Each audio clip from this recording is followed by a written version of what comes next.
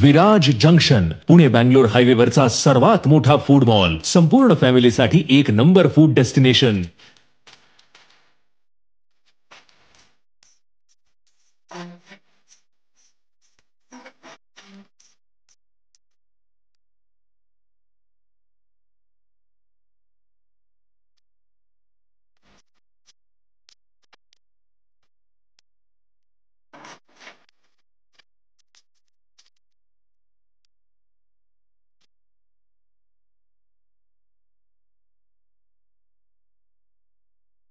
कोल्हापूर पासून फक्त 20 मिनिटांवर कागल कोकदळी टोल नाक्याजवळ, तर मग या शॉर्ट ड्राईव्हची मजा घ्यायलाच पाहिजे। मोहरम उत्सवासंबंधी पोलीस उपाधीक्षक अजित टिके यांनी दिल्या सूचना।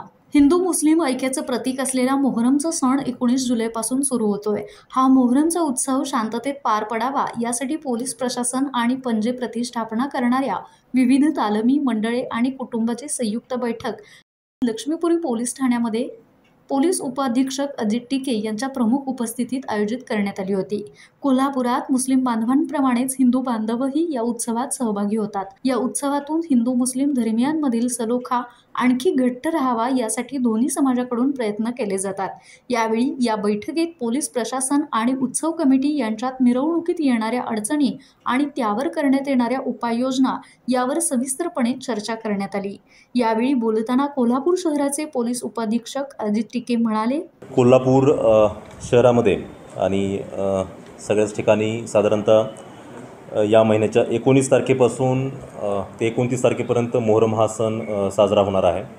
या सणामध्ये पंजे ताबूत याची प्रतिष्ठापना, भेटी, कत्तल की रात आणि त्यानंतर विसर्जन अशा पद्धतीचा हा सगळा कार्यक्रम असणार आहे। त्या अनुषंगाने शहरामधील जे सर्व सेवेकरी आहेत, पंजे ताबूत जे मानाचे आहेत, जे बसवतात, त्या सर्व प्रमुखांची बैठक आज पोलीस प्रशासनाकडून या ठिकाणी आयोजित करण्यात आलेली होती।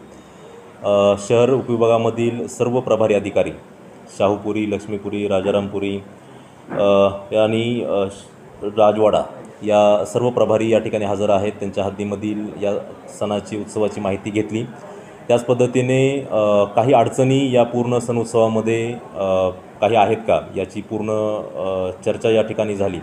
त्याच पद्धतीने ॲडिक्वेट पोलीस बंदोबस्त, सफिशियंट पोलीस बंदोबस्त या ठिकाणी देण्यात यावा अशी त्यांची मागणी होती। त्या पद्धतीने सर्वांना सूचना दिलेल्या आहेत। त्याच पद्धतीने वाहतुकीचं सुद्धा त्या पद्धतीनं नियोजन करून कुठलीही अडचण प्रतिष्ठापना करत असताना, पंजा भेटी करत असताना आणि विसर्जन करत असताना येणार नाही याबाबत दक्षता घेण्याबाबत सुद्धा सर्वांना सूचना दिलेल्या आहेत।